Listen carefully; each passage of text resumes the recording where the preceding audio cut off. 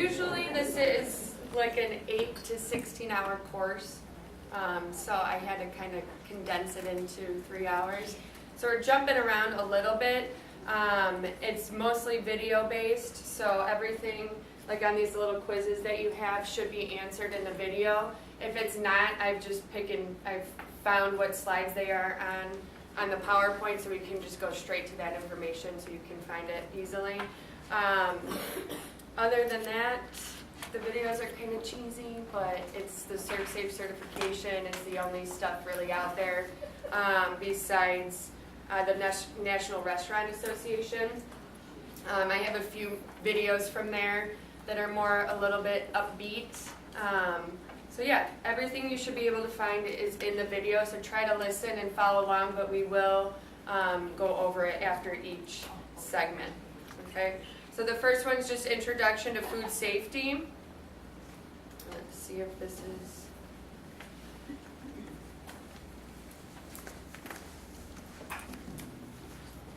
It's not very good. I forgot to mention there's food and water down here if anyone would like some. You guys are going to be...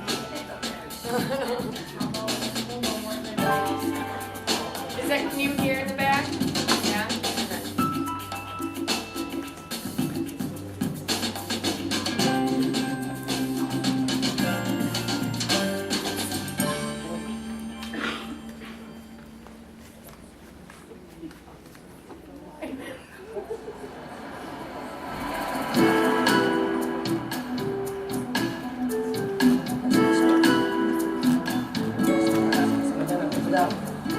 It's been a crazy month.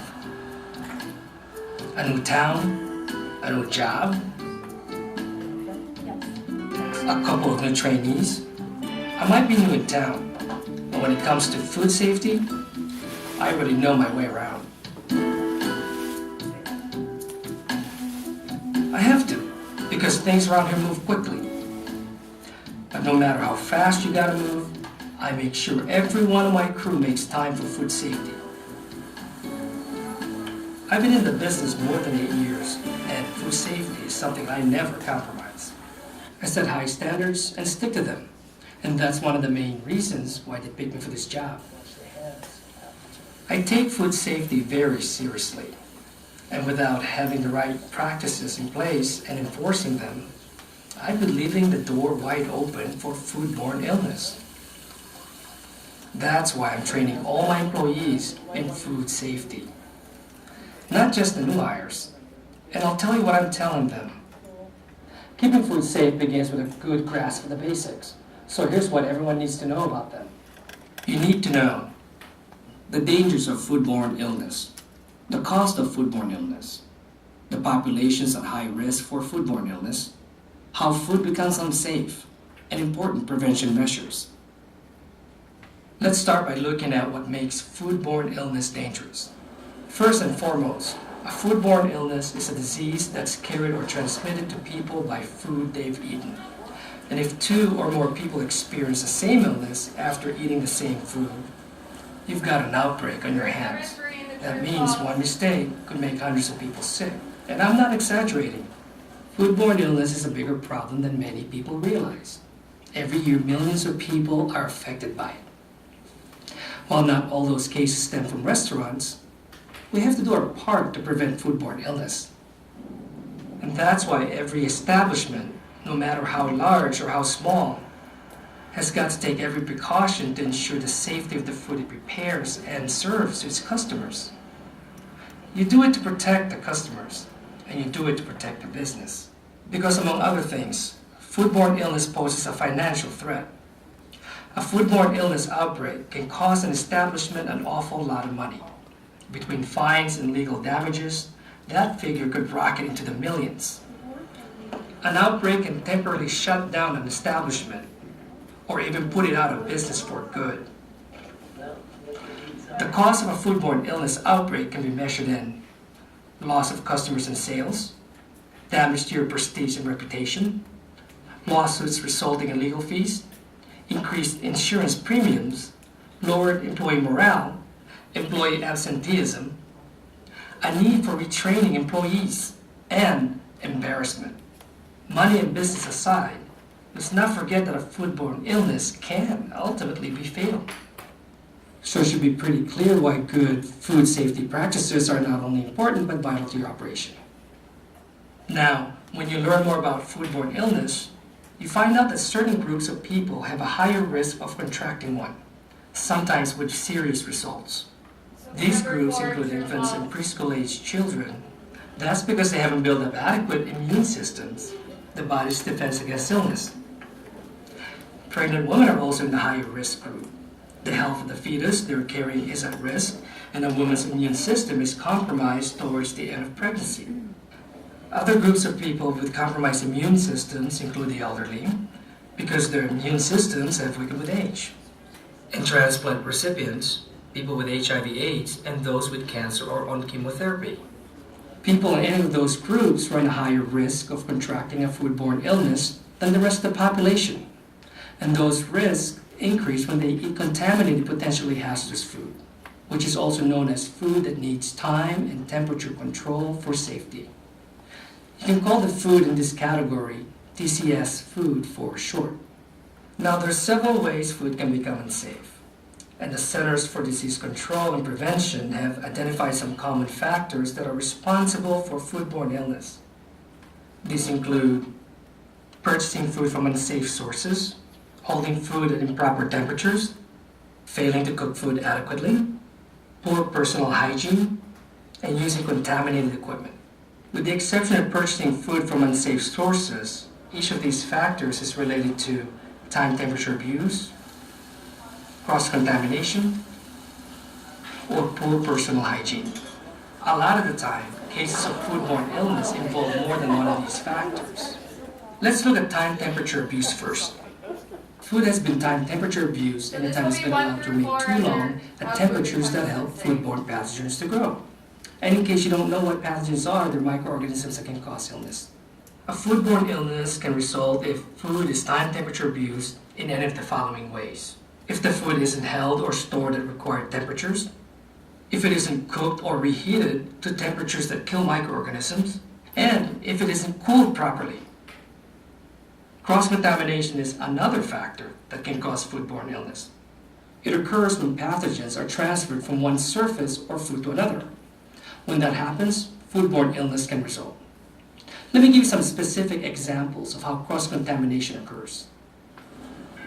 It happens when contaminated ingredients are added to food that receives no further cooking. When cooked or ready-to-eat food is allowed to touch food contact surfaces that had not been cleaned and sanitized. Or when food that may be contaminated is allowed to touch or drip fluids onto cooked or ready-to-eat food. Cross-contamination can also occur when a food handler touches food that's contaminated, and then touches cooked or ready-to-eat food. And when contaminated cleaning cloths are not cleaned and sanitized before being used on other food contact surfaces. You also have to understand and address personal hygiene issues if you want to prevent foodborne illness. Because if someone on your staff has poor personal hygiene practices, they can do much more than merely offend your customers. They can contaminate food or food contact surfaces and cause illnesses. A foodborne illness can result if employees don't wash their hands properly after using the restroom, or whenever their hands become contaminated. And their hands can become contaminated after coughing, sneezing, smoking, or handling raw food. Your employees should also never touch or scratch sores, cuts, or boils, and then touch food preparation surfaces or utensils. And if they come to work while they're sick, for example, if they're vomiting or have diarrhea, they can pass a foodborne illness along to your customers. Here's a quick real-life example of how important it is to control these factors that can cause foodborne illness. It happened not too long ago at a restaurant just down the street. A few hours after a big lunch rush, about 24 people got sick. They had abdominal cramping, nausea, and vomiting, and 10 of them needed emergency medical treatment and hospitalization. An investigation by the health department revealed that all of them ate chicken salad. and the chicken was contaminated with the bacteria Staphylococcus aureus.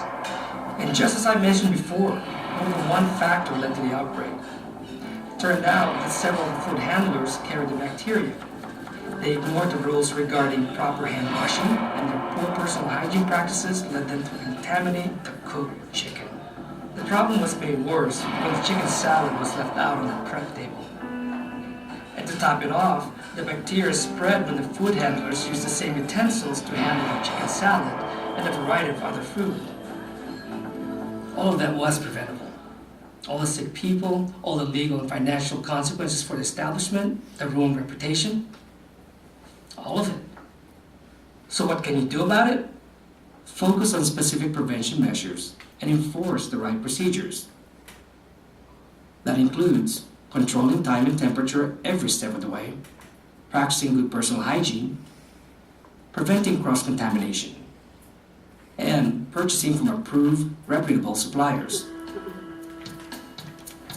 You have to establish standard operating procedures that focus on these areas.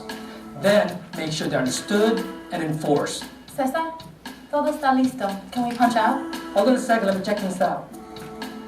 But it's up to you and everyone in your team to follow those procedures at all times.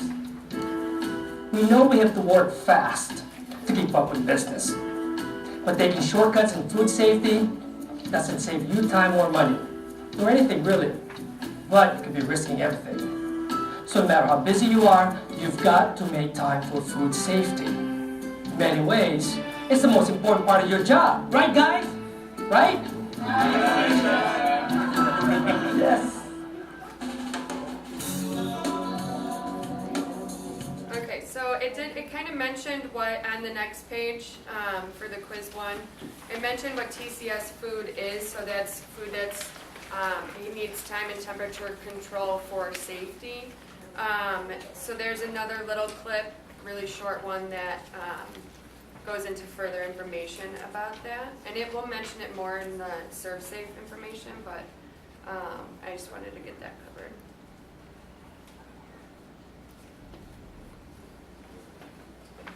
Foods that are most vulnerable to pathogen growth are foods that need to be time and temperature controlled for safety, TCS Food for short.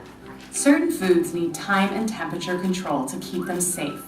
These include baked potatoes, heat-treated plant foods such as cooked rice, beans, and vegetables, fish, shellfish, and crustaceans, meats such as beef, pork, and lamb, poultry, shell eggs, sliced melons, cut tomatoes, leafy greens, sprouts and sprout seeds, tofu or other soy proteins found in meat alternatives, milk and dairy products, and untreated garlic and oil mixtures. These foods all have the kind of characteristics and conditions in which pathogens love to multiply. One way to keep pathogens down is to minimize the temperature range in which pathogens grow well. This range is known as the temperature danger zone, the range between 41 degrees Fahrenheit, 5 degrees Celsius, and 135 degrees Fahrenheit, 57 degrees Celsius. The longer food stays in the temperature danger zone, the more time pathogens have to grow. To prevent pathogen growth, limit the amount of time food spends in the temperature danger zone. Always make food safety the highest priority. Be vigilant with time and temperature control, and keep foods away from the temperature danger zone. Okay, so to go over that first quiz, at the true and false, 1 through 4, a food handler's hands can transfer pathogens from one food to another. That's true, yes. Food handlers who don't wash their hands correctly can cause a foodborne illness. Yeah, True. This one's a little tricky. A foodborne illness outbreak is when 2 or more people get sick after eating at the same place. the same food. It's false, yes. It shouldn't be the same place, it should be the same food. This is what ServSafe is all about, if any of you guys have ever tested in it. It really kind of tries to trick you a little bit, so you really have to, if you ever test in it, just be aware that there are some tricky questions like that. Sheila? It's kind of like the driver's license. It's when you take an exam, there's always a right one, but there's one more right than the other. Right. And she told us. And also, pregnant women are now taken off. Really? Yes, I did that not was know that. brand new yesterday. Okay. And sometimes the temperature danger zone will switch. Sometimes Yes. they'll change that. Like in our textbooks for our lower level foods classes, we tell the kids 40 to 140 because it's just easier for them to remember. And it's a broader range, so it's not like any more severe or dangerous. But that's another thing that will change. But yeah, serve safe can be a little tricky like that. Adults are more likely than preschool age children to get sick from contaminated food. That's false. Yeah, preschool children have they haven't built up their immune system yet, so adults are more safe. So leftover chili is cooled in a counter. Is that cross-contamination, poor personal hygiene, or time temperature abuse?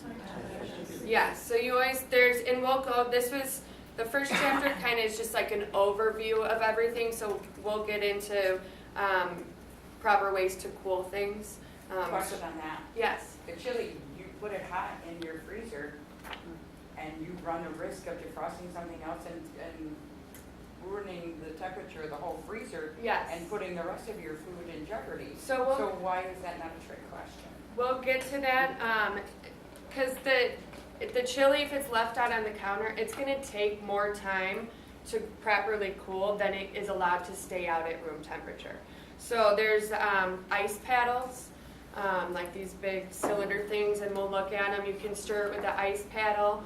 A cooler isn't the proper way to do it because it's meant to keep cold foods cold. It's not meant to chill hot foods.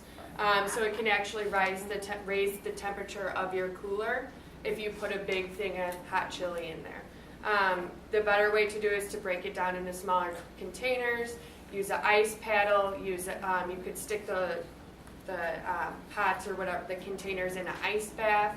Or there's instead of using a cooler, you can there's like something called a blast chiller, which is a cooler, but it's meant to cool food. So it has cold air continuously cycling through it. But we don't have one of those in our. 7 of those also worn. You might get away with the ice paddles before that. And we'll touch on that later on too. A food handler wearing gloves places a chicken breast on the grill and then places lettuce and tomato on a bun.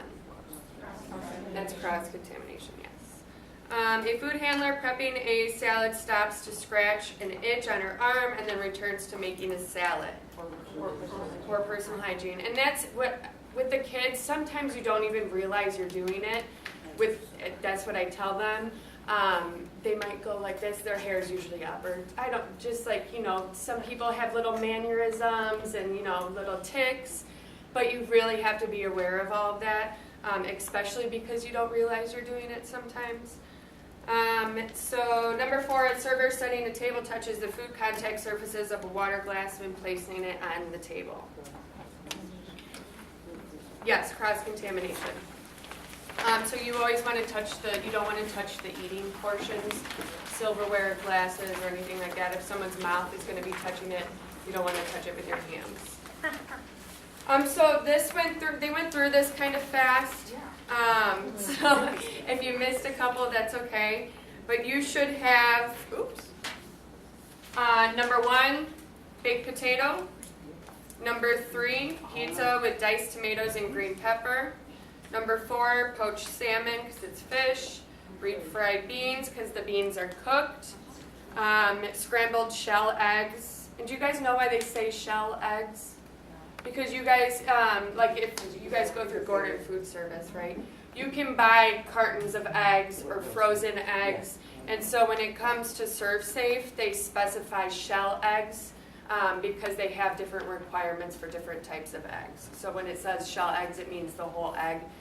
Not the carton eggs or not the frozen eggs that you can buy. Shrimp fried rice should be on there, tofu ice cream, and then vanilla milkshake because it's a dairy product. Yes? buy a pasteurized shell egg? Yes, you can buy, they're very, very expensive, Yes. but you can buy them. But you can. Yes. When we do like salad dressings, when we make like Caesar from scratch, hollandaise, I'll buy that for that one unit because they're pasteurized. Or you can also do the liquid egg with those, Yeah. and that's usually pasteurized too. Okay. So going on to the next section. Guys have good questions?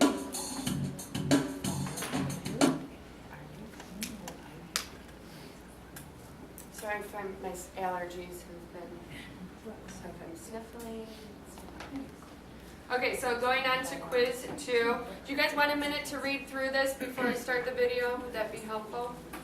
Go ahead and take a minute to read what you're looking for, and then I'll get it started.